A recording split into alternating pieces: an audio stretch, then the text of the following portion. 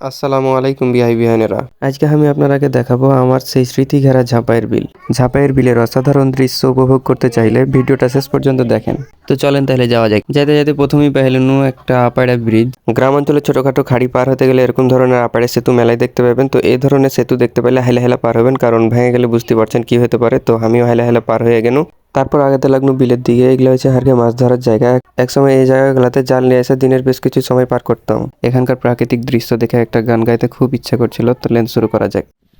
হাইরে আমার মন মাতানো দেশ, হাইরে আমার সোনা ফলা মাটি, রূপ দেখে তোর কেন আমার পরাণ ভরে না।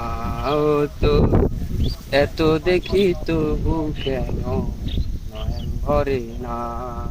আমি ভাই কোনোদিন গান টান গাই না, তো এই জায়গাটা দেখে খুবই ভালো লাগলো, তাই ভাবলাম আপনারাকে একটা গান শোনাই। তাই যে 2 লাইন পারনু আপনারাকে গায়ে শোনার চেষ্টা করনু। তো লেন এখন আপনারাকে পুরা বিলটা ঘুরে দেখার চেষ্টা করি। তারপর খানিক আগা দিকে যাই, পেয়েলুনু মেলা গেলা সাপলো ফুল। ফুল দেখে কার না ভালো লাগে, তাও যদি আবার সেটা হয় বাংলাদেশের জাতীয় ফুল। আমিও ফুল দেখলে নিজেকে কন্ট্রোল করতে পারি না, তাই হড়মড় করে নেমে গেল, তাই মেলা গেলা ফুল তুলতে লাগলো।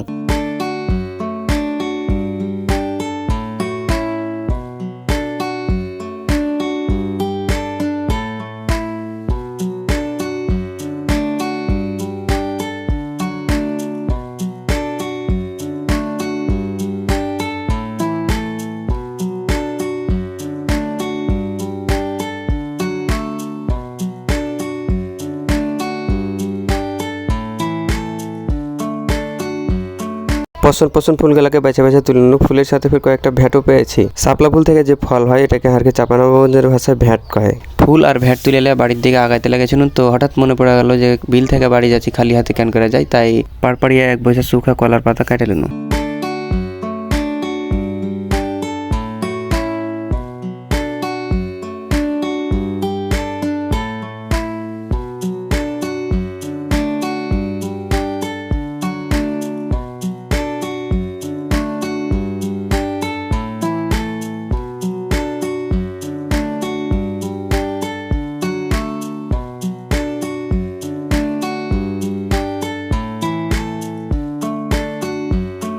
এই ছিল হারকে ঝাপাই বিলে একটা ছোটখাটো ভিডিও। তো শেষ পর্যন্ত সাথে থাকার লাগে আপনাকে অসংখ্য ধন্যবাদ। আর বিলের প্রাকৃতিক পরিবেশ আপনাকে কেমন লাগে ভাড়াস করে কমেন্টের মাধ্যমে জানিয়ে দিবেন, আর শেয়ার করতে ভুলে যায় না আবার। ধন্যবাদ।